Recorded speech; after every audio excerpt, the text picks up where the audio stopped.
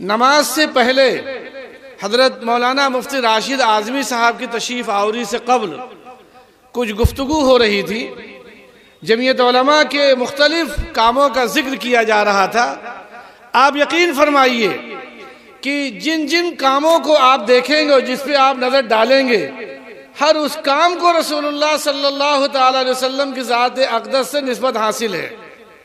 آپ جمعیت علماء کے جن کاموں کو بھی دیکھیں گے، ہر ایک کام سے نسبت حاصل ہے. حضرت مولانا مفتی راشد اعظمی صاحب نے اپنی تقریر میں آخر میں جمعیت علماء ہند کے اکابر اور دارالعلوم دیوبند کے اکابر کا ذکر کیا تھا. آپ کو یاد ہوگا 1857 کی جہاد آزادی کے بعد 1866 تک ملک کیسے حالات تھے. تین بڑے آدمیوں پہ 3 سال کے لیے وارنٹ جاری ہوئی.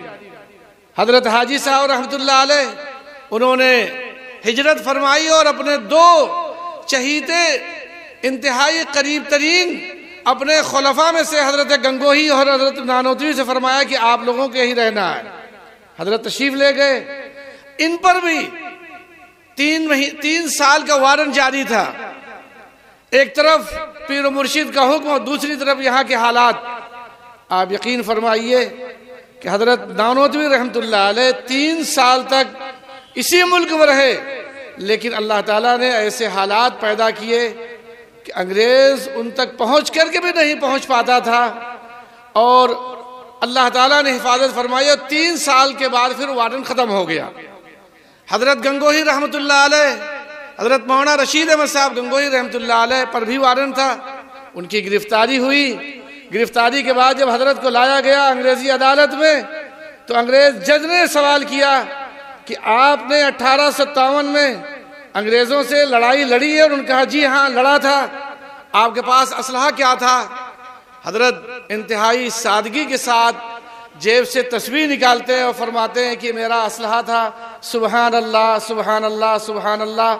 تو انگریزی عدالت نے، انگریز جج نے کہا کس پاگل کو لائے ہو؟ یہ پاگل جنگ لڑ سکتا ہے.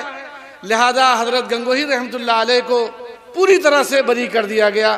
تو ہمارے وہ اکابر جن کی جد و جہد، جن کی قربانیوں کی برکت سے آج اللہ تعالیٰ کی مہربانی سے ہمارے اس ملک میں آپ جو کچھ دیکھ رہے ہیں، انہی اکابر کی قربانیوں کی برکت سے الحمدللہ ہم تک وہ چیزیں پہنچی. دوسری بات حضرت مفتی صاحب نے فرمائی تھی کہ دارالعلوم دیوبند کا فیض ساری دنیا میں ہے. اللہ کی مہربانی، آپ جامع ازہر کو دیکھ لیں، آج کی تاریخ میں 1 لاکھ کم و بیش بچے وہاں ہوں گے، لیکن وہ فیض جو مادر علمی دارالعلوم دیوبند کا دنیا میں، آپ جس شعبے میں جائیں گے، جس محاذ میں جائیں گے، جس لائبریری میں جائیں گے، جہاں بھی آپ ہوں گے، دارالعلوم دیوبند کا ثبوت آپ کو وہاں ملے گا. واسطہ در واسطہ یہ سلسلہ چل رہا ہے. ان اکابر کی زندگیوں کو، ان کے علوم کو پوری طرح سے عملی طور پہ اگر کسی نے زمین پہ اتارا ہے تو رئیس المحدثین، تحریک ریشم رومال کے بانی، دارالعلوم دیوبند کے اولین لوگوں میں سے پہلے آدمی جو دارالعلوم میں پڑھنے کے لیے تشریف لایا 1866 میں، جب دارالعلوم 15 محرم 30 مئی کو قائم کیا گیا، تو اس انار کے درخت کے نیچے جو ایک پہلا طالب علم لایا جاتا ہے ان کا نام محمود تھا. اور دنیا نے اس انقلابی آدمی کو دیکھا ہے. پوری دنیا میں جس آدمی نے بین الاقوامی سطح پہ اس ملک کی آزادی کے تعلق سے بات کی ہے وہ کوئی اور نہیں، وہ شیخ الہند حضرت مولانا محمود حسن دیوبندی رحمۃ اللہ علیہ. اس سے پہلے کسی نے سوچا بھی نہیں تھا آزادی کیا چیز ہے. میرے بھائی، آپ جس آزاد ملک میں آزادی کے ساتھ آزادی کی چھاؤں میں زندگی گزار رہے ہیں، یہ آزادی تحفے کی شکل میں نہیں دی گئی. یہ آسمان سے کوئی پارشل نہیں اتارا گیا. 15 اگست 1947 کو لال قلعے سے پنڈت نہرو نے اعلان کیا کہ آج ملک آزاد ہو گیا ہے.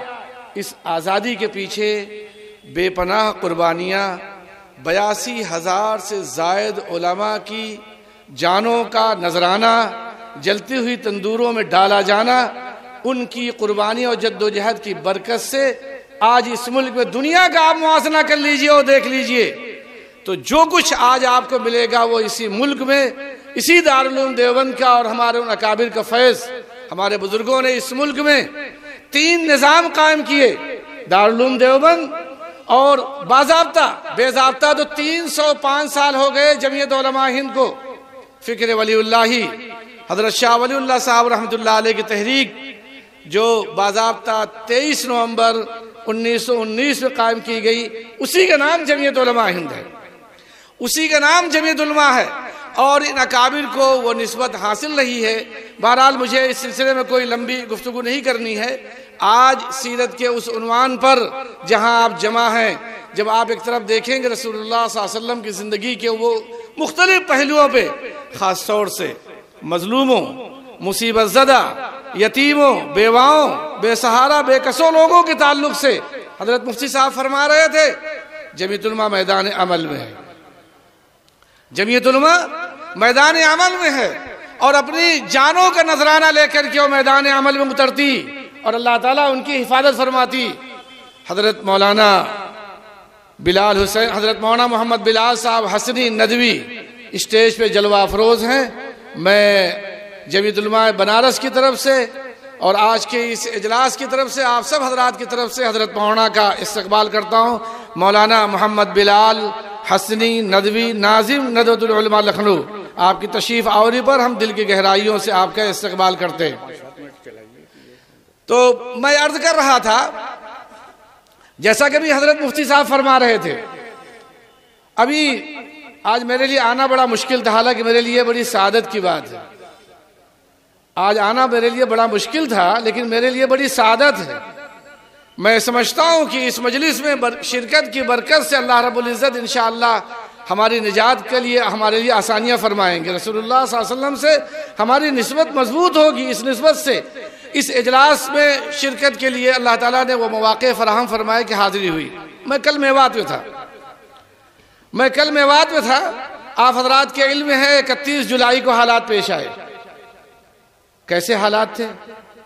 اس سے پہلے دہلی میں، اس سے پہلے مظفر نگر میں، اس سے پہلے آسام میں، اس سے پہلے گجرات میں، اس سے پہلے ملک کے اور دیگر علاقوں میں، اس سے پہلے بھاگلپور 1989 کا فساد، اس سے پہلے 1866 کا کلکتے کا، اس سے پہلے 1964 میں راولکیلا کا، اور اسی طرح سے آپ چلے جائیے آزادی سے لے کے آج تک ہزاروں کی تعداد میں جمعیت علماء میدان میں اترتی. مجھے اچھی طرح سے یاد ہے راولکیلا کے فساد میں فدائے ملت امیر الہند حضرت مولانا سید اسد مدنی صاحب رحمۃ اللہ علیہ نے کٹک کے جلسے میں یہ بات فرمائی تھی کہ جب اس وقت کے ہوم منسٹر گلزاری لال نندا سے میں نے یہاں جانے کی بات کی تو مجھے وہ اجازت نہیں دے رہے تھے. بہرحال جب یہ طے ہوا جانا ہے، میں راولکیلا اترا، اور راولکیلا اترنے کے بعد جو وفد آیا ہوا تھا اس وفد میں بہت سے لوگوں نے میرے ساتھ جانے سے معذرت کر لی، لیکن میں گیا.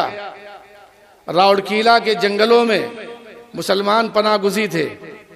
حضرت فدائے ملت حضرت مولانا اسد مدنی صاحب رحمۃ اللہ علیہ نے اذان دی، لاؤڈ اسپیکر باندھا گیا، گاڑی پر اذان دی، اپنے نام کے اعلان کیا. تب مسلمان جنگلوں میں سے نکل کر کے آیا.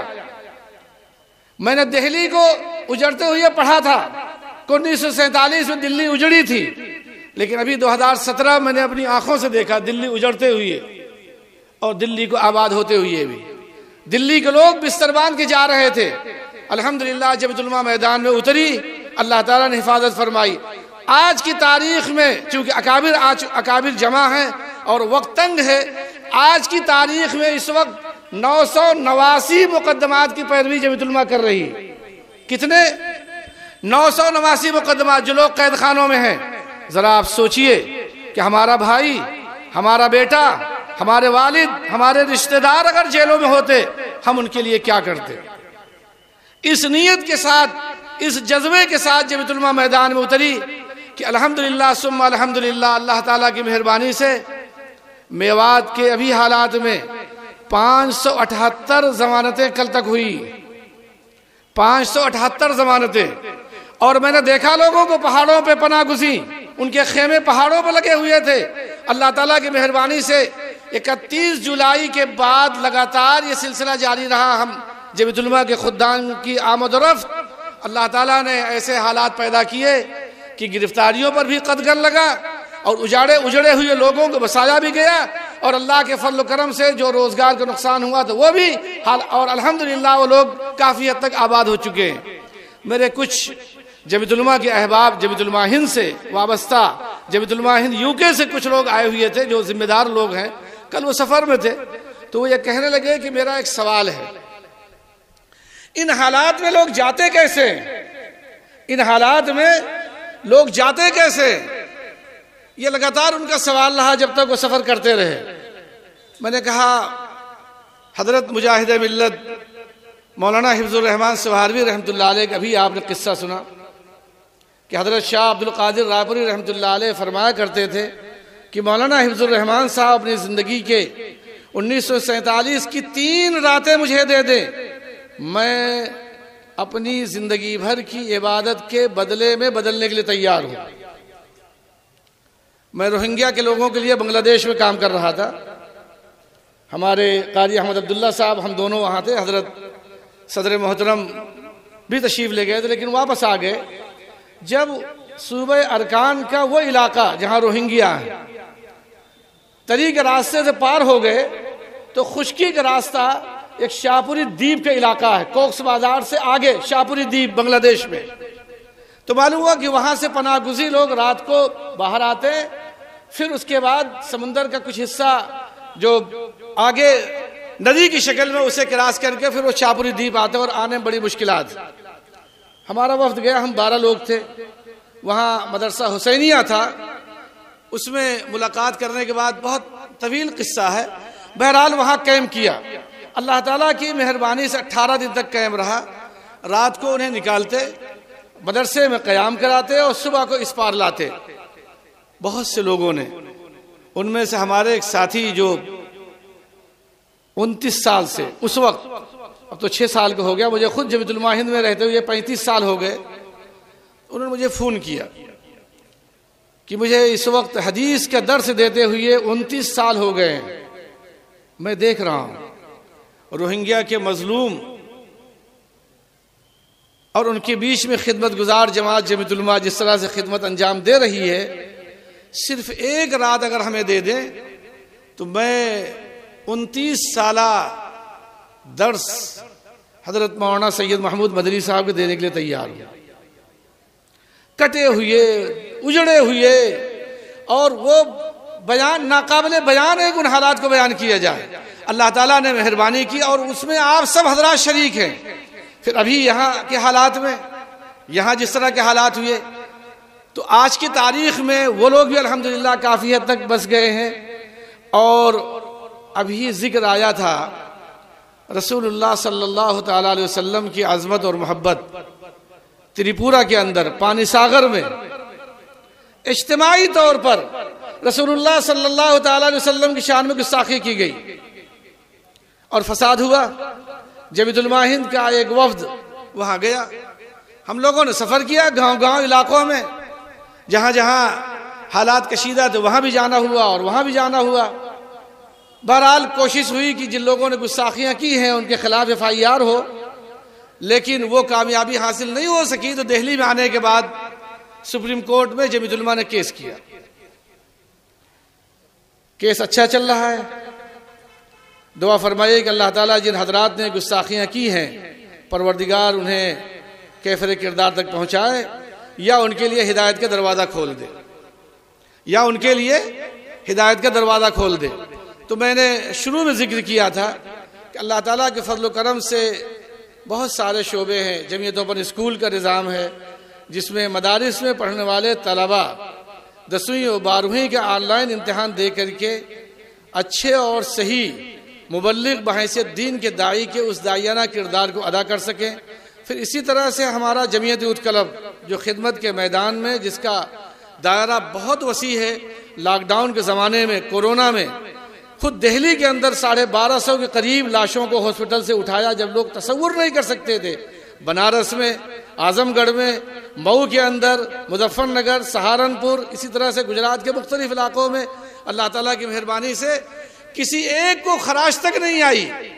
آپ حضرات سے میری صرف ایک گزارش ہے، ایک نہیں ہے بلکہ میں نے جو کچھ عرض کیا ہے دینی تعلیمی بورڈ کے تعلق سے، آپ یہ فیصلہ کر لیں کہ میرا کوئی بچہ اور بچی بنیادی طور پہ دینی تعلیم سے محروم نہیں رہے گا۔ آپ حضرات اس کا وعدہ کرتے ہیں؟ آواز نہیں آئی، یا تو میں اپنی بات سمجھا نہیں پایا۔ ہمارا کوئی بھی بچہ دینی تعلیم کے اعتبار سے جو مکتب میں بیٹھ کر کے ہمارا بچہ پڑھے، بچی یا بچہ، یا اسی طرح سے جو لوگ بڑے ہو گئے تعلیم بالغہ کے تعلق سے، کیا آپ حضرات اس کے لیے تیار ہیں کہ ہم نظام بنائیں گے؟ منظم نظام انشاءاللہ اس کے ذریعے سے تعلیم حاصل کرنا ہے۔ ہمارا جوان، ہمارے بچے جو آپ دیکھ رہے ہیں، اپنے نوجوانوں کو اس سے جوڑیے، اپنے نوجوانوں کو، بچوں کو اس سے جوڑیے۔ انشاءاللہ ہمارا بچہ محنتی بھی ہوگا، جفاکش بھی ہوگا، طاقتور بھی ہوگا، صحت مند بھی ہوگا، ملک ملت کے لیے نافع ہوگا۔ اصلاح معاشرہ کے عنوان سے یہاں نیچے 4-5 چیزیں لگی ہوئی ہیں، آپ دیکھ لیجئے۔ آج سماج میں جس طرح سے کیڑے لگ رہے ہیں اور جس طرح سے گھن لگ رہا ہے، آپ اپنے اپنے حلقے میں، محلوں کے اعتبار سے اصلاحی کمیٹیاں بنائیے، اصلاح معاشرہ کا نظام چلائیے، درس قرآن، درس حدیث کا نظام مسجد در مسجد شروع ہونا چاہیے۔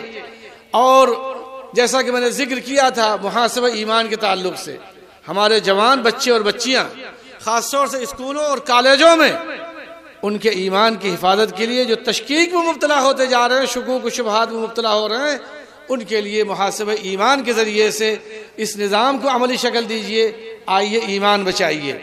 اس نظام کے تحت آپ انہیں پوری طرح سے تیار کیجئے تاکہ بچہ ہمارا محاسبہ ایمان کے عنوان پر ایمان کی حفاظت کر سکے، ایمان کو بچایا جا سکے۔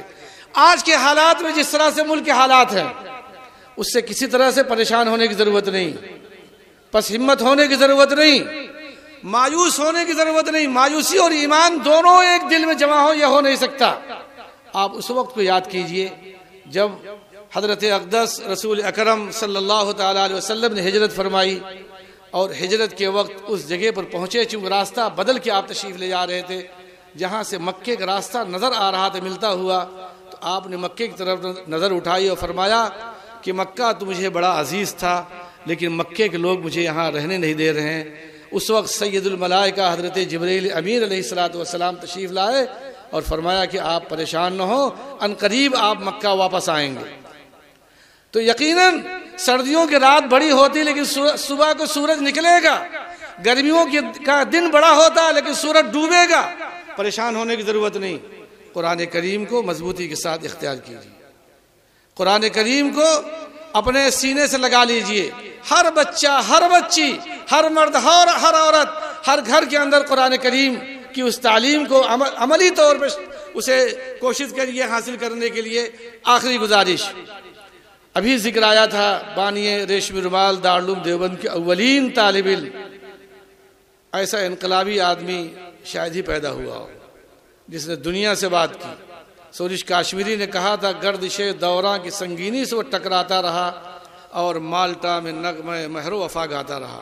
بڑا عاشق رسول آدمی۔ حضرت جب لوٹے وہاں سے دیوبند تشریف لائے تو دیوبند میں اکابر کو جمع کیا، سب جمع ہو گئے اور حضرت کے لیے چارپائی لائی گئی۔